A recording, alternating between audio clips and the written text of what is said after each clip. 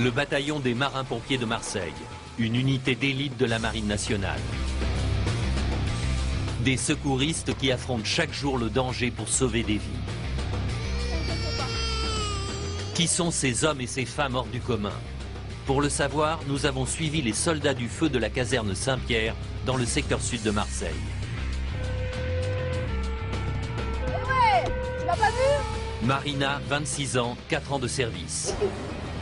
À la caserne Saint-Pierre, elles ne sont que 2 femmes. C'était à des filles, et voilà. Je me suis entraînée, je me suis motivée et je suis là. Bon, pour personne menaçant de se jeter. Cédric, marin-pompier depuis 10 ans. Non, non, remets-toi, non. Pour lui, secourir est une vocation. Si on est là, c'est qu'on est passionné.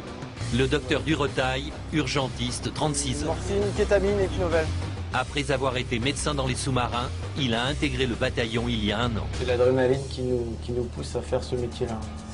Gaël, 29 ans. Fais gaffe à la baie vitrée qu'elle pète pas. Cet ancien plombier a réalisé son rêve d'enfant. Quand j'étais gamin, j'admirais les pompiers qui couraient au feu, et maintenant, c'est moi qui cours au feu. Chaque jour, les marins-pompiers se mettent au service de la population marseillaise, parfois au péril de leur vie. Qui sont-ils? Comment interviennent-ils? Pour le savoir, nous les avons équipés de caméras embarquées et les avons suivis au cœur de l'urgence.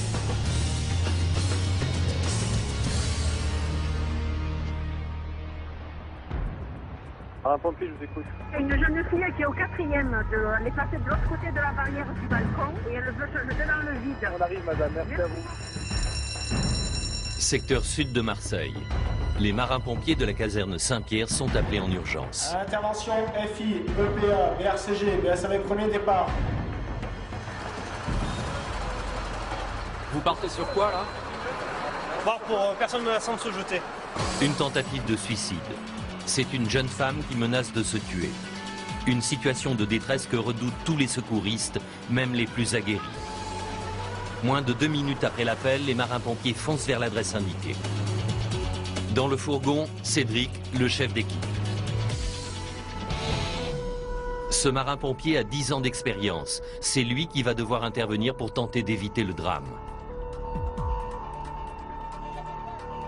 Ok. Les pompiers le savent, toute intervention est une course contre le temps.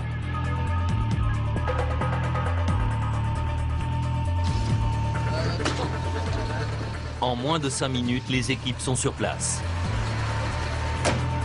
Les pompiers sont attendus par le compagnon de la jeune femme. Montez tout au 4e.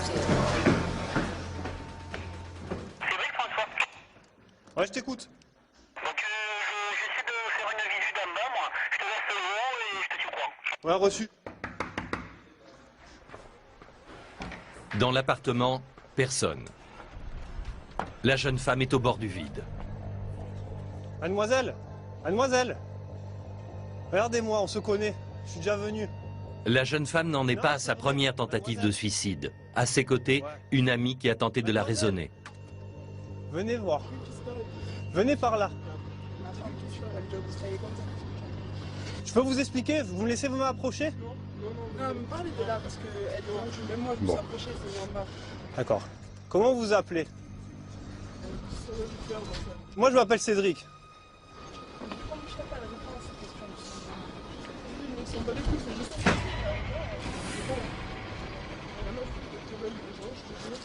Pour éviter le pire, Cédric doit établir un contact. Comment ça s'appelle? Je vais m'approcher. Sous la jeune femme, plus de 10 mètres de vide. S'il te plaît. Avancez pas. Mais j'avance pas. Parlez à personne. Mais j'avance pas. Passe de l'autre côté de la barrière et après on discute. Mais la tentative de dialogue échoue. Alors, on va faire un truc. Si on rentre dans l'appartement, là, d'accord? Est-ce que tu me promets de franchir la barrière, là, et après on discute un peu? Regarde-moi. Si tu me regardes pas, j'approche. Eh ben, je vais venir, alors j'approche. Non, non, remets-toi, non. Écoute-moi. plus de temps ça va durer, plus ça va être compliqué là. D'accord? Plus ça va aller, plus il va y avoir des gens aux fenêtres là qui vont regarder ce qui se passe. D'accord? Et ça sert à rien. Alors écoute-moi, regarde-moi s'il te plaît. Je vais dans l'appartement et tu franchis la barrière et tu montes sur la terrasse. Ça te va comme pacte? Allez, allez, les gars. Voilà. Moi je rentre dans l'appart et j'attends que tu viennes sur la terrasse. Vous êtes son petit copain? Ouais. On est venu, moi personnellement je suis venu il y a un mois. D'accord? On avait discuté avec elle. Qu'est-ce qui s'est passé pour que ça refasse encore aujourd'hui? Vous êtes disputé ou... Non mais moi j'ai besoin de savoir parce que j'ai besoin de lui parler. Donc donnez-moi des éléments. Est-ce que vous êtes disputé? Oui. Je vais me séparer. D'accord. Ok. Vous vous appelez comment? D'accord. Cédric en sait maintenant un peu plus. Il va tenter une nouvelle négociation. Est-ce que tu voudrais parler à... Hein? Il est dans l'appartement là, il t'attend. Tu viens lui parler? Allez. Non? On va discuter avec... S'il te plaît. Il a envie de parler. Tu vas pas le laisser comme ça? Mais parce que tu lui fais peur. Tu lui fais peur. Ah ben là c'est autre chose. Et on va discuter. Je vais t'aider à franchir la barrière, d'accord? Et on va discuter, je te promets qu'on va discuter. Bougez, c'est tout, bougez. Rentrez là-bas. Mais on va faire quoi? Mais je vais faire quoi? S'il te plaît. Il y a les voisins de l'autre côté là? Je regarde juste s'il y a les voisins. Non, y a rien, je regarde s'il y a les voisins. Je regarde s'il y a les voisins, d'accord? Ne bouge pas. Bon, maintenant, je vais te tenir la main et tu vas me suivre, d'accord? Cédric ne la lâchera plus. Il appelle ses collègues à la rescousse. S'il te plaît. S'il te plaît. D'accord? Allez. Allez, lâche. S'il te plaît. Après 10 minutes de négociation, la jeune femme est sauvée. Non, j'ai pas envie de parler avec cette merde. Non, allez, viens. Non, allez, viens. Allez, écoute-moi, je t'ai pas menti. Si on est là, c'est parce qu'il y avait un problème, d'accord? On va essayer de le résoudre. Oh, allez, tu vas discuter un peu. Pour Cédric, fin de mission. Bon, il y a le médecin qui arrive aussi. Jusqu'à l'arrivée d'un médecin qui va s'occuper d'elle, c'est une collègue pompier qui prend en charge la jeune femme. Tu vois ce que je veux dire? Donc on va essayer de parler un peu, de voir si on va discuter. On va essayer de discuter avec la Miss. C'est un peu tendu, parce qu'en fait c'est une personne chez qui on va régulièrement. Moi c'est la deuxième fois. La première fois elle était juste dans son appartement, elle menaçait de se jeter. Là, je ne pense pas qu'elle aurait fait le pas de se jeter. Par contre le risque là c'est qu'elle glisse, parce que le rebord il était relativement étroit. Et qu'elle tombe, on va dire, accidentellement. Donc le risque c'est de ne pas faire de boulettes, c'est de trouver les mots. Voilà, là il faut prendre son temps. À chaque fois essayer de trouver les mots pour rebondir. C'est pas toujours facile. Non, c'est pas facile. Non, parce que bon, là, ça se joue en 2-3 minutes. Voilà. Qu'est-ce que tu ressens? Là, gros soulagement. Hein. C'est comme si j'avais fait une bonne séance de course à pied. Voilà.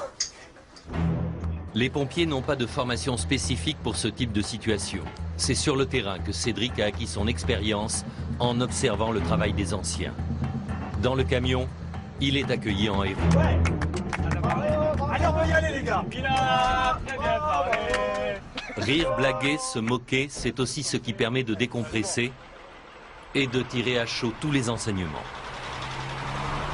Moi, pour moi, elle sautait pas, tu vois, mais j'avais peur qu'elle arrive, parce qu'elle était dans un truc... Mais elle était sur le rebord de la fenêtre.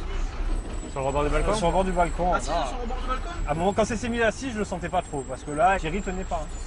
C'est vrai que c'est à double tranchant, parce que tu dis on prend notre temps, autant elle saute, et t'es là comme un con. Ouais, mais après, je vais te dire... Et autant tu tentes, et si là, elle se fait l'anguille et qu'elle te... Tu prends ton temps, elle saute, moi j'aurais beaucoup moins de remords. Non, oui. Je vais me jeter dessus, qu'elle me rippe, Ah ouais, et alors là, je me fends. Ah, tu vois. ouais. Un coup de voisin, ça m'a inspiré là. Retour en caserne. Cédric et ses collègues sont prêts à repartir pour la prochaine mission.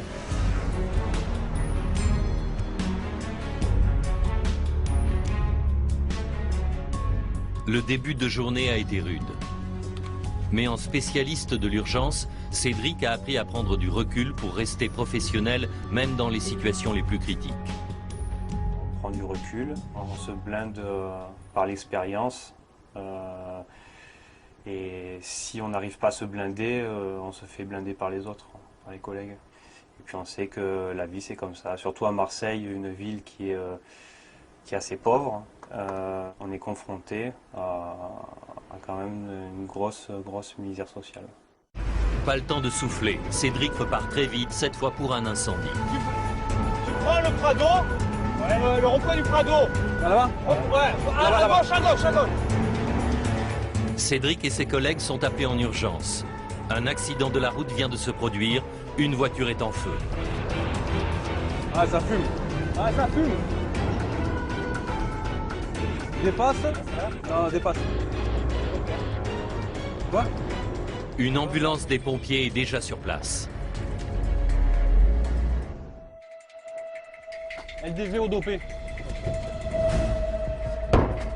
L'explosion, ce sont les vitres qui éclatent sous l'effet de la chaleur. Pour un pompier, le risque zéro n'existe pas. Même sur un feu de voiture, le danger est réel.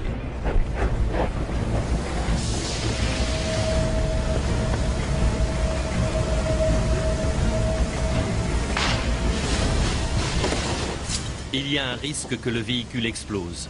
Et dans un coffre, il peut y avoir des produits inflammables ou toxiques, comme des aérosols, des bouteilles d'alcool ou de gaz. Cédric, on tarde pas parce qu'on bloque toute la circulation des bus. Sébastien est chef du fourgon incendie. Qu'est-ce qui se passe? Accident de circulation, bon apparemment ils ont dû perdre le contrôle, ils ont tapé dans le poteau. Et la voiture a pris feu. C'est les jeunes qui sont là, c'est des blessés légers. Le conducteur et ses passagers sont sains et saufs. Ils ne souffrent que de légères contusions. Mais ils sont sous le choc de l'accident. Bon, l'ambulance était là avant nous, donc ils étaient occupés déjà des blessés. Malgré le choc, ça reste léger parce qu'ils étaient ceinturés. D'après le conducteur, la voiture aurait dérapé à la sortie du virage sans qu'il puisse la contrôler. Il assure qu'il ne roulait pas vite. Les pompiers ont l'habitude des feux de voiture, mais la plupart du temps, ils sont d'origine malveillante. C'est rare une voiture comme ça qui s'embrase, non, sur un accident? Sur l'accident, c'est rare, ouais. Bon, il doit y avoir eu un court-circuit dû au choc, et puis ça fait comme dans les films américains, quoi.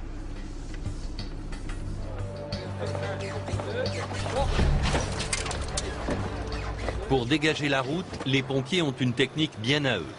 La circulation est rétablie. Marseille, deuxième ville de France avec 850 000 habitants. Pour secourir et venir en aide à la population de la cité phocéenne, le bataillon des marins-pompiers de Marseille, une formation militaire de la Marine nationale. Incendie, accident, malaise, les soldats du feu sont sur le qui-vive 24 heures sur 24. Chaque année, le bataillon, comme on dit à Marseille, réalise plus de 100 000 interventions. Au départ, deux numéros, le 18 et le 112. 112, les marins-pompiers, je vous écoute.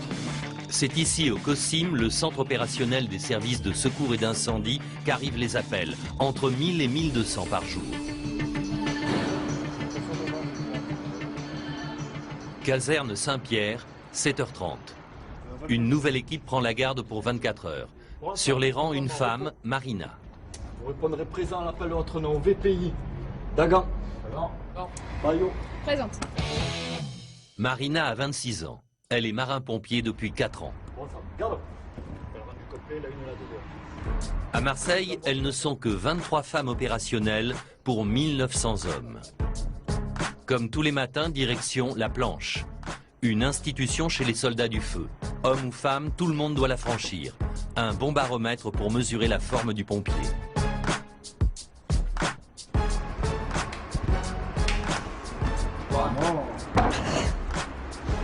Pour Marina, c'est une formalité.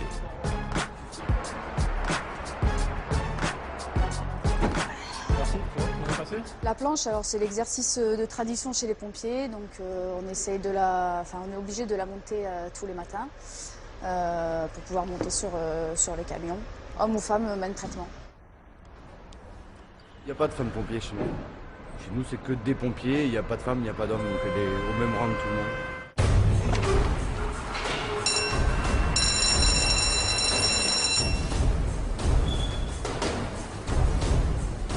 Il y a une grosse urgence là. Il y a un homme qui est tombé par terre, là, terre verte.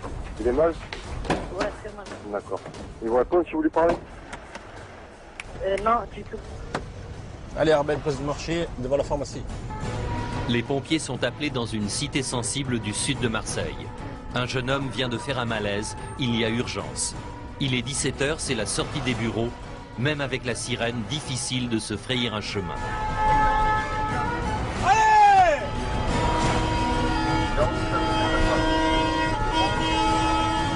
À bord de l'ambulance, l'équipe de premiers secours. Elle doit arriver sur place en moins de 10 minutes. Eh ouais!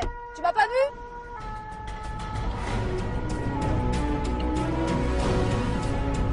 À l'approche de la cité, Marina aperçoit un scooter qui lui indique la direction.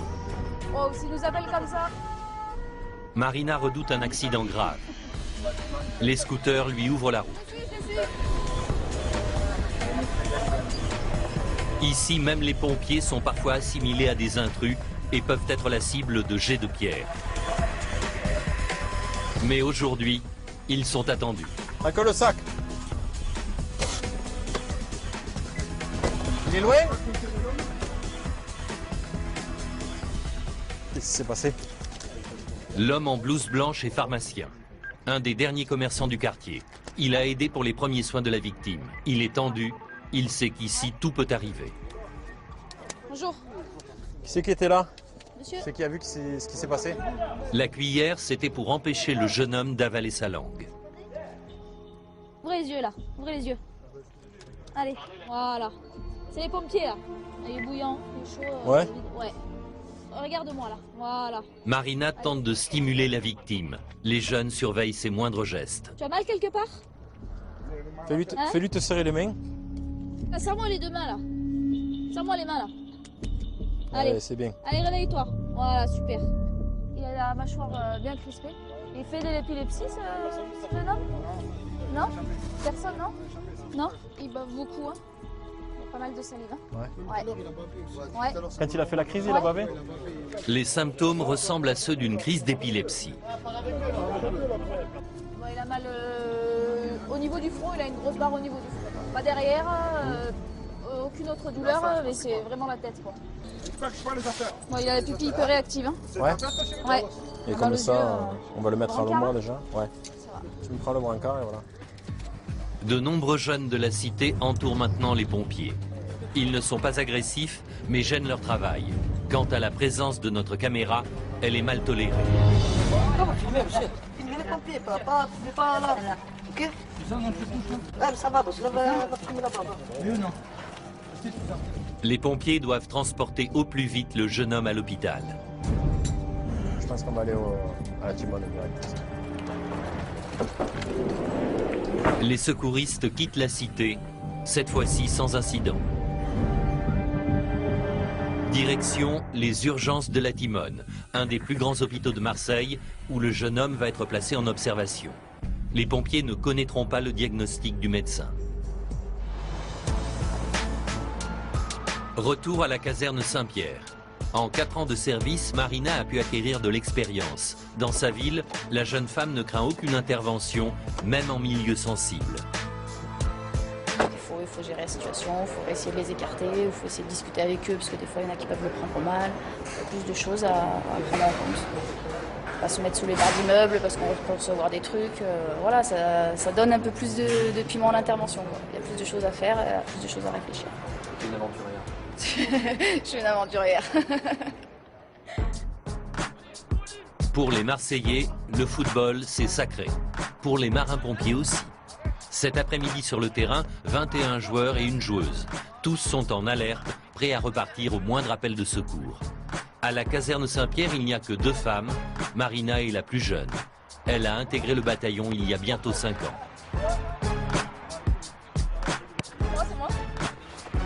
Il lui a fallu près de 2 ans pour se faire accepter. Donc au début, on nous demande beaucoup de travail, on est attendu aussi en caserne. Donc on doit fournir beaucoup de boulot, on doit faire nos preuves. Donc c'est vrai qu'après, une fois qu'on a fait nos preuves, on arrive à s'intégrer petit à petit. Aujourd'hui, quand il te regarde, quand il s'adresse à toi, à ton avis, il voit qui? Il voit quoi? Un pompier. Un pompier. C'est bien. Allez, faut aller dessus là. Allez. Pam. Allez. C'était une vocation? Oh oui, ça faisait longtemps que je voulais faire ça. J'étais sapeur-pompier volontaire chez moi, en fait, à Grenoble. Donc, en fait, je me suis lancé un défi au départ. C'était un défi. Et voilà, je me suis entraînée, je me suis motivée et je suis là. Ça va bientôt faire 5 ans, donc voilà. Quand tu étais petite fille, tu rêvais des camions rouges? Oui, ouais, c'est vrai. Ouais, c'est vrai. Comme les petits garçons. Je rêvais des camions rouges. Les camions rouges, justement, sont appelés pour une nouvelle intervention. Départ normal, intervention FI, EPA, VRCG, VSAV, premier départ, feu d'appartement. Un appartement en feu avec une mère et son enfant à l'intérieur.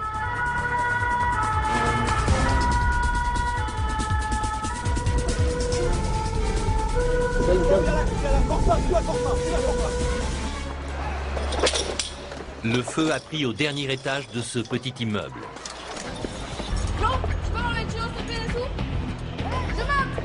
Marina est de l'équipe qui va au contact du feu.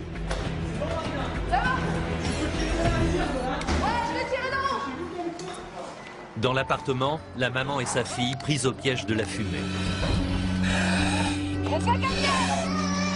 C'est les pompiers, d'accord?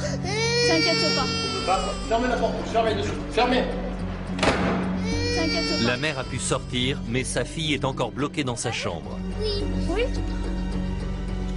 Viens là, petite, viens avec moi. T'inquiète pas. Ouais.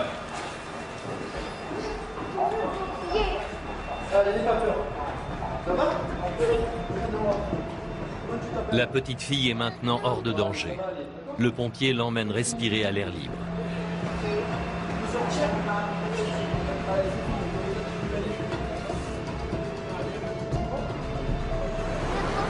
Ça va, t'avais des pompiers? Fais-moi un bisou. Ça va aller? Yanni! Tu vas prendre charge? Allez, je remonte. L'origine de l'incendie, cette chaise de cuisine calcinée.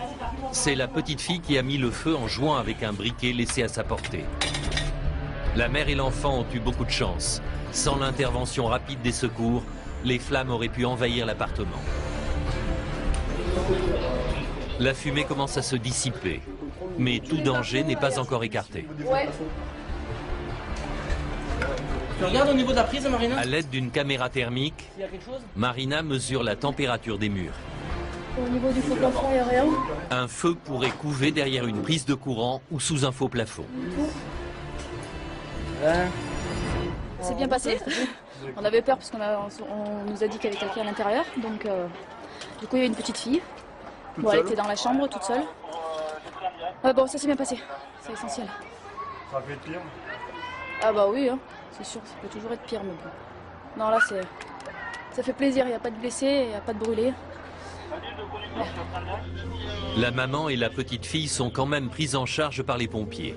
Elles ont respiré beaucoup de fumée. Elles sont placées sous oxygène. Fin de mission pour Marina, Petit feu, mais c'était bien. avec le sourire. Les soldats du feu peuvent rentrer en caserne.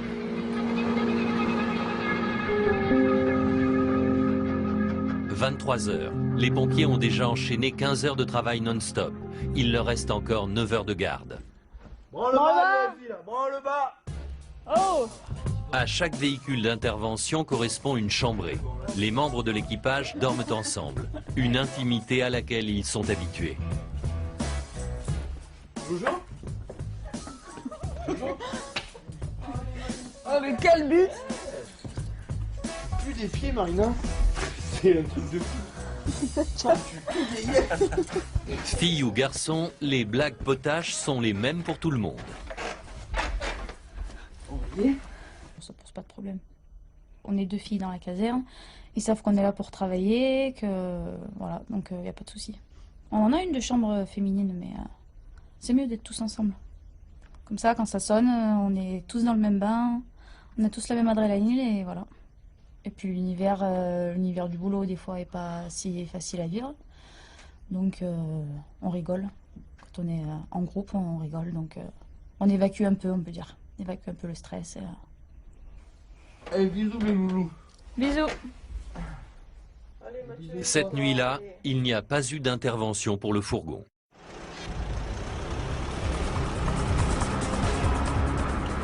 Un appel de détresse pour le VSAV1, le véhicule de secours à victimes de la caserne Saint-Pierre. Motif de départ, malaise sur la voie publique. La victime, un homme dans une voiture. L'équipage n'a pas d'autres informations. On prendra l'oxy s'il y a besoin, d'accord? On prendra le sac, garde-toi devant. Gaël, 29 ans, pompier depuis 6 ans. Sors par derrière, c'est moins dangereux. Aujourd'hui, il est chef du véhicule de secours à victimes. Bonjour. Ouais, qu'est-ce qui s'est passé? Expliquez-moi tout. Oui, avec la voiture. En conduisant normalement, il a eu un malaise, il a voulu sortir et il s'est Oui. pas rendu compte que tout le côté gauche ne marche plus. Ah, il a tout le côté gauche qui ne marche plus. D'accord. Il était seul, vous n'êtes pas avec lui? Non, D'accord. on était passants. D'accord. Cette passante au t-shirt orange est une infirmière.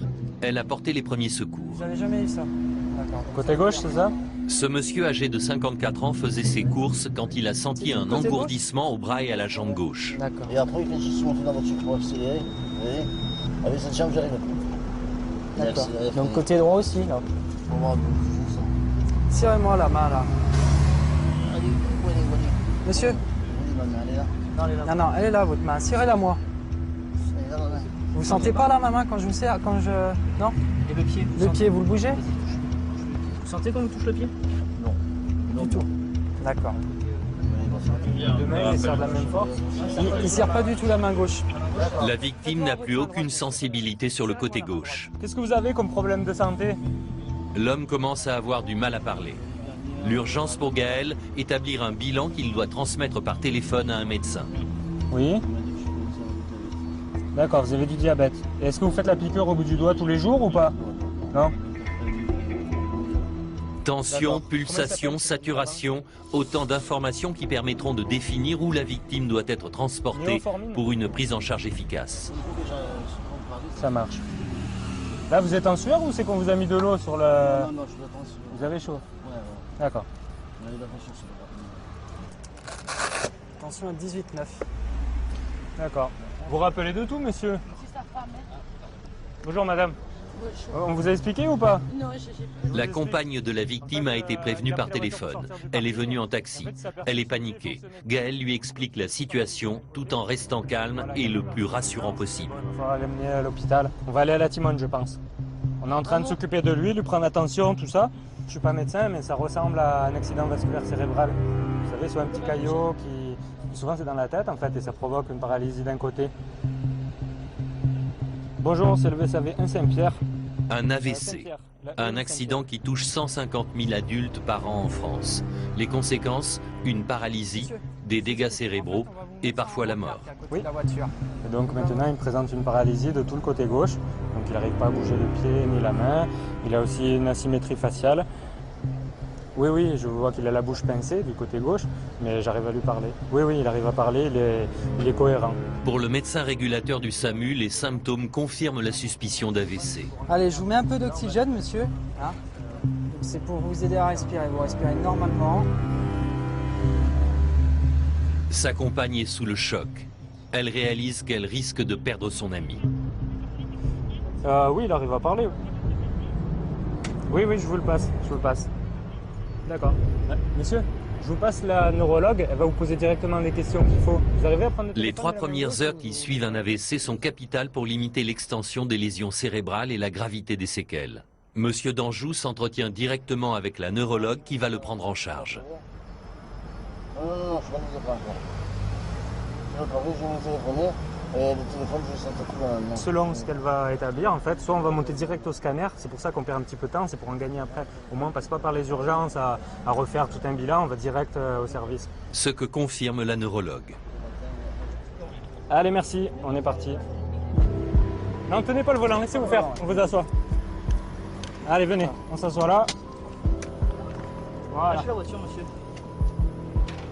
Avec votre bras, voilà. Direction l'hôpital de la Timone. L'intervention des pompiers aura duré moins de 15 minutes, une rapidité qui permettra peut-être d'éviter le pire. 99 de SAT et 90 en pouls. Le patient est stable, mais son état reste très fragile. La mission de Gaël touche à sa fin. Comme pour tous les pompiers, les gestes de premier secours, le transport de la victime, et il passe le relais. Est-ce qu'il va s'en sortir sans séquelles ou est-ce qu'au contraire, il va vivre paralysé tout le restant de sa vie? C'est vrai que ça pourrait être enrichissant de savoir la suite, quoi. La suite, Gaël la connaîtra dans quelques semaines.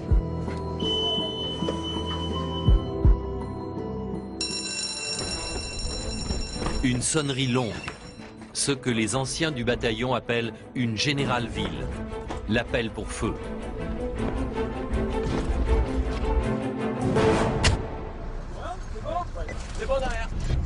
Les pompiers sont appelés pour un incendie qui a pris sur le balcon d'un appartement. Juste sur ça, là. Quatrième étage.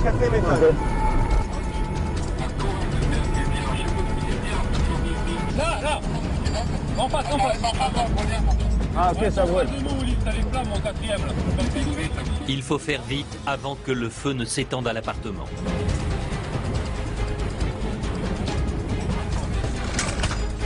L'urgence pour les pompiers, amener l'eau jusqu'au 4e étage. Les occupants du logement ne sont pas chez eux. Ce sont des policiers en patrouille qui ont vu les flammes et appelé les secours. Première précaution pour Gaël, vérifier à l'aide de la caméra thermique que le feu ne couvre pas derrière la porte. Chef d'agrade, chef Bat. Ouais, pas. Moi, je suis au 4e étage. Par contre, la porte est fermée.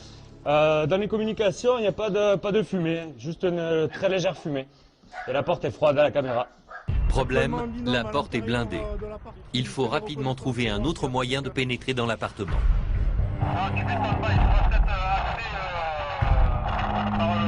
par le niveau d'en dessous, d'accord? Il faudra que tu redescendes d'un étage pour donner la lampe au niveau pilou par l'extérieur. Ah, bien reçu. On se dirige vers le 3e avec l'établissement. C'est par l'appartement du dessous, ouvert par son propriétaire, que les pompiers vont accéder au balcon en feu. Gaël rejoint son collègue Pierre-Louis, dit Pilou. Vous montez en premier, tirez la lance, pendant que je tire la lance, vous montez. D'accord. C'est bon? Allez.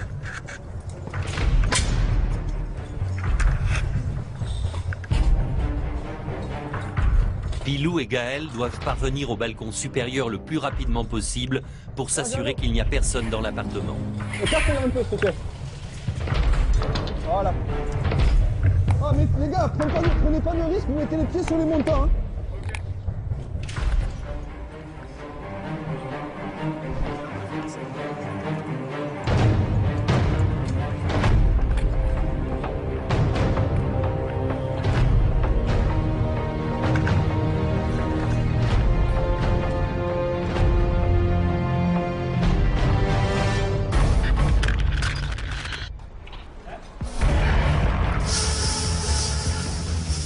Fais gaffe à la baie vitrée qu'elle pète pas déjà, regarde, elle a fissuré. Fais gaffe que tu la prennes pas sur les pieds.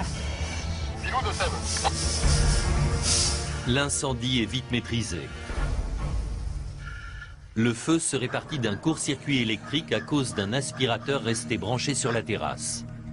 Les habitants ont eu de la chance. Si la baie vitrée avait explosé sous l'effet de la chaleur, le feu aurait pu se propager à l'intérieur.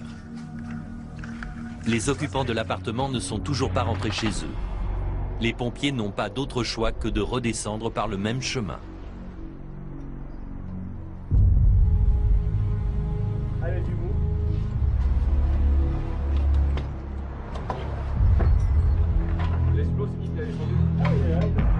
Pour les pompiers, la prise de risque est quotidienne, un facteur qu'ils ont appris à maîtriser.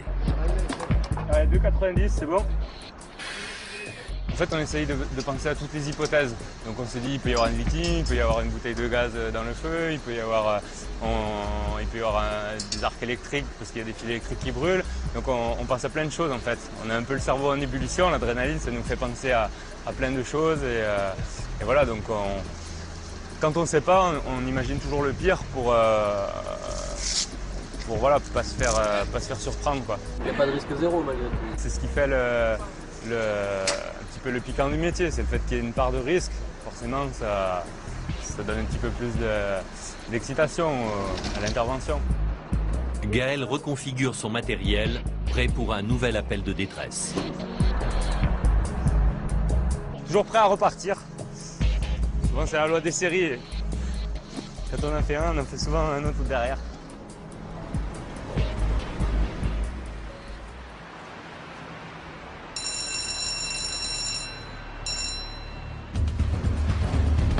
La loi des séries, Gaël ne croyait pas si bien dire. C'est bon. Le lendemain, 23 h, les pompiers sont appelés en renfort pour un feu d'appartement sur le secteur de la Canebière, dans le centre de la ville.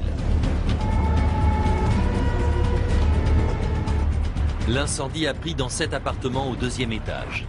La mission du fourgon Saint-Pierre, évacuer l'habitant de l'étage au-dessus, un monsieur âgé menacé par les fumées toxiques. Dans la cage d'escalier, pas d'électricité et beaucoup de fumée.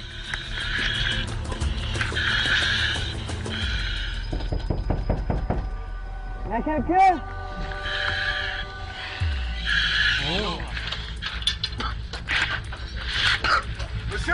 Monsieur, venez là. Monsieur, Julie. Ouais. Mène-le là sur le balcon. Allez. Monsieur, venez avec moi. Allez, tout de suite. Monsieur, vous êtes tout seul dans l'appartement? Ouais. Vous vivez tout seul, hein? Le vieil homme est un peu désorienté. Les pompiers vont devoir l'évacuer par la grande échelle. Regardez où vous mettez les pieds, il y a du verre là. Là aussi, il y en a un. Repassez au milieu là.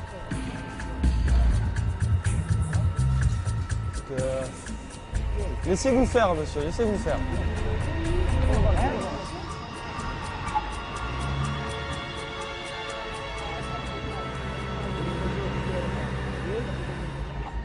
Dans la panique, le rescapé en a oublié ses chaussures. Comment vous vous sentez? Comment vous vous sentez, monsieur? On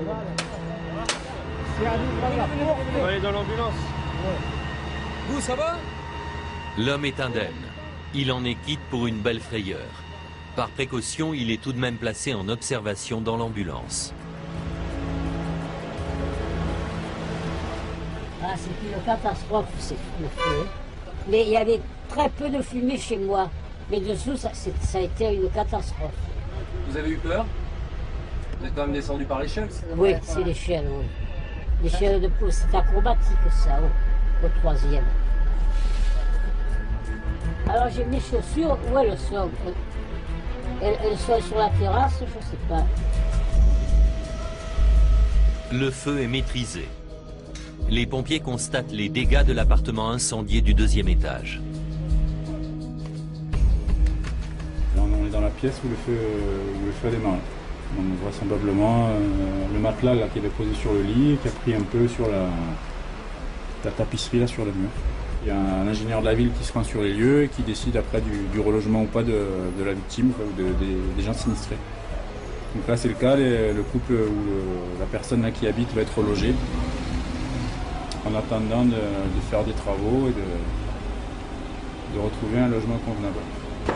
Juste au-dessus, dans l'appartement du vieux monsieur épargné par les flammes, les pompiers font une découverte. Le logement est insalubre, dans un désordre indescriptible. Si le feu avait atteint l'étage, le bilan aurait pu être très lourd.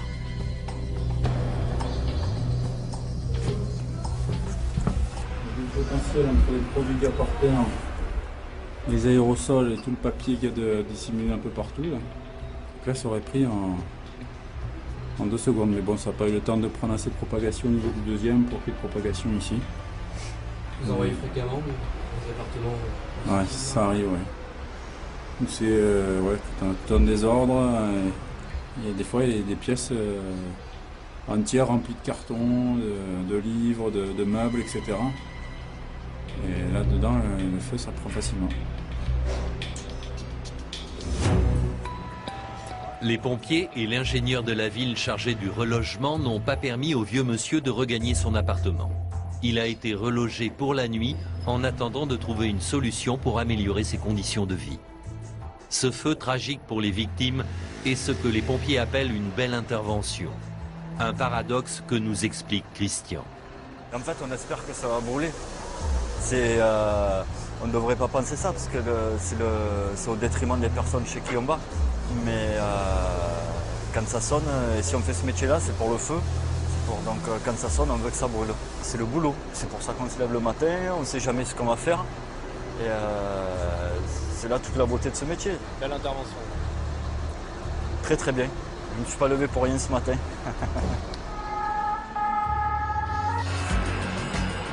Centre de secours de Plombières dans le secteur nord de la ville de Marseille. Une des 3 casernes de la ville qui dispose d'une ambulance de réanimation. Un véhicule qui se déplace pour les cas les plus graves, avec à son bord un pompier, un infirmier et un médecin. C'est bon le chemin du littoral là? Ouais. Allez, t'as eu un compte rendu, non? Hein? T'as eu quelque chose? J'ai eu des infos, c'est une fracture de membre. Fracture de membre? Motif de départ, un accident de circulation. Scooter contre moto. Il y a urgence. Feu rouge grillé, dépassement, le conducteur est formé à ce type de conduite. Vas-y, voilà. Moi, je te fais 100% confiance. Ouais. Je ferme les yeux. J'aimerais bien ne pas vomir avant d'arriver. Le docteur Cédric Duretail, 36 ans, est urgentiste chez les marins-pompiers.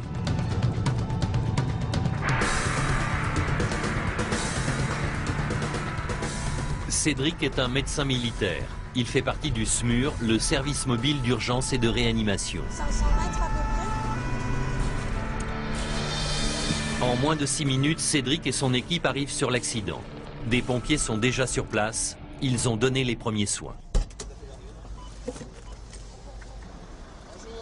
Allez, raconte-moi tout. Donc on a eu une circulation avec le VPI qui est parti pour un 2 roues, donc on a 2 victimes. Un premier blessé léger qui est déjà dans le... Non, qui est avec la police, c'est juste un problème de doigt. Ok. Et on a la deuxième victime qui présente une fracture au niveau de la cheville. Il y a eu perte de connaissance? Non, pas eu de perte de connaissance. Il était casqué? Ouais. Voilà. Le conducteur du scooter est le seul blessé. Bonjour monsieur, vous vous souvenez de ce qui s'est passé là? Ouais. Cédric le fait parler pour vérifier la cohérence de ses propos. Ouais. Ouais. D'accord. Vous vous souvenez de tout là? Vous étiez casqué, hein, c'est ça? Vous n'avez pas perdu connaissance? Vous avez mal quelque part à part la jambe là? Vous avez mal à la poitrine, non? Le ventre, ça va? Bon, on va vous calmer la douleur de toute façon. Vous avez compris, monsieur, je vais devoir vous perfuser pour vous faire passer des médicaments pour faire baisser la douleur. L'origine de la douleur, c'est sa cheville fracturée. Anesthésie de courte durée, le temps de réduire tout ça, d'accord? Et on va réduire la luxation de votre cheville, ok? Allez, monsieur, je vous demande de laisser le bras. Ça marche? Et une fois qu'elle sera réduite, votre jambe, ça vous fera beaucoup moins mal, d'accord? Vous sentez là quand je vous touche? D'accord. Là, je vais vous envoyer un produit qui va vous faire un petit peu décoller, honnêtement. Donc, ce qui est important, c'est que vous essayez de vous concentrer sur un bon souvenir que vous avez eu récemment. Essayez de penser à quelque chose d'agréable là, maintenant. Et d'un coup, vous allez voir la douleur disparaître. Ce type de luxation, c'est une des seules qu'il faille réduire en urgence parce qu'il peut y avoir des troubles vasculaires. On peut bien imaginer que les vaisseaux puissent être comprimés là, vu que c'est plus du tout l'anatomie normale là. Voilà. Tu as fait, ça y est? C'est bon pour la Keta. Tu me dis quand il perd... La Keta pour kétamine, un anesthésique puissant. Oui, là vous pouvez. Laissez-vous aller. Vous êtes au bord de la plage, tranquille, sous les cocotiers. Ok? Voilà. Eh ben c'est très bien. Bon, je vais réduire là, d'accord? Allez, ça va aller. Ça y est. Allez, c'est remis en place, c'est bon. Voilà. Voilà, j'ai réduit la luxation. Il y a une fracture qui est associée, donc il faut bien que je l'immobilise là, d'accord? Ça va? Essaye de garder le contact, c'est normal, c'est normal. Comment vous vous sentez là? Vous êtes où? Ailleurs. Ailleurs. Eh ben, c'est très bien. Est-ce que vous êtes bien ailleurs là? Est-ce que vous avez mal là où vous êtes? À moi. Ok. Allez. Il a toujours mal là. Eh ben, c'est très bien. C'est normal, c'est normal. Pour le moment, le blessé échappe aux questions des policiers. Il s'expliquera plus tard sur les circonstances de l'accident. A priori, c'est ce jeune homme qui a fait un demi-tour, qui a voulu faire un demi-tour sur le terre-plein devant un autre motard. Donc le motard, juste devant, l'a percuté. Voilà. Départ pour les urgences de l'hôpital Nord.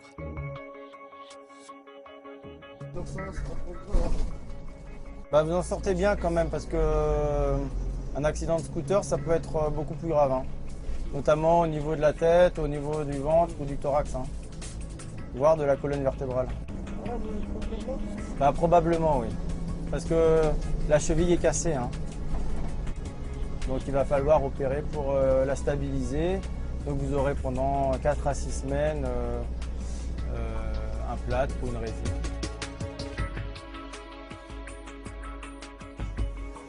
Le blessé est pris en charge aux urgences. Il prend conscience qu'il a peut-être échappé au pire. Ça va, Maxime? Oui. Vous pleurez? Oui. Ben oui, c'est normal. Le conducteur du scooter ne gardera pas de séquelles graves de l'accident. Tous n'ont pas cette chance. Entre janvier et mai 2011, dans les Bouches-du-Rhône, 19 conducteurs de 2 roues ont perdu la vie. Allez, bon courage.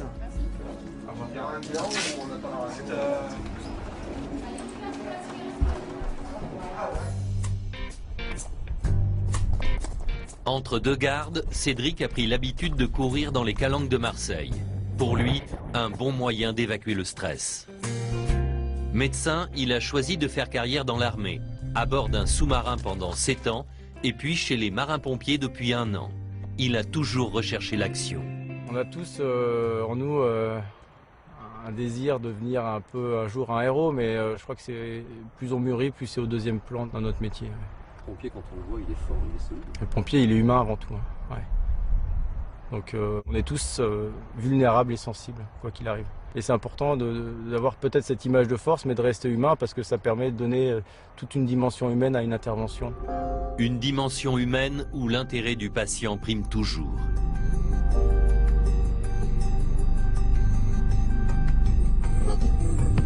Il y a 3 semaines, Monsieur d'Anjou était victime d'un accident vasculaire cérébral. Les marins-pompiers se sont portés très vite à son secours. C'est dans cette clinique de rééducation en périphérie de Marseille que nous le retrouvons en convalescence. Ça fait combien de temps que je suis là? 15 jours, 10 jours? 12 jours. 12 jours. Et à Timon, 15 jours, je suis resté.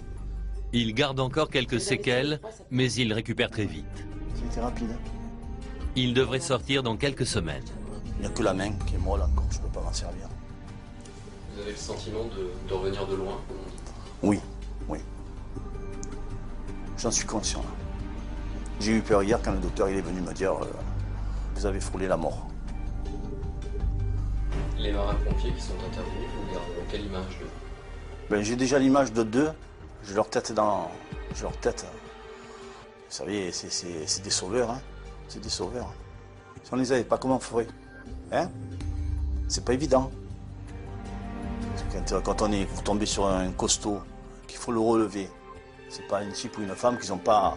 Ils savent où il faut prendre la personne par là pour pas lui faire mal. On le voit, c'est leur métier. C'est leur métier. Je pense qu'il y a beaucoup de personnes qui, tant qu'ils ne passent pas par là, ils ne les considèrent pas. Certaines personnes ne les considèrent pas. Il faut les considérer, ces gens-là.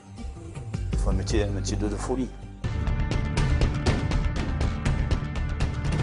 Chaque année, les marins-pompiers de Marseille effectuent près de 110 000 interventions. Ils sauvent plusieurs centaines de vies. Quelle que soit leur mission, les soldats du feu ne renoncent jamais et restent fidèles à la devise du bataillon. Si des vies vous sont chères, pour nous elles le sont toutes.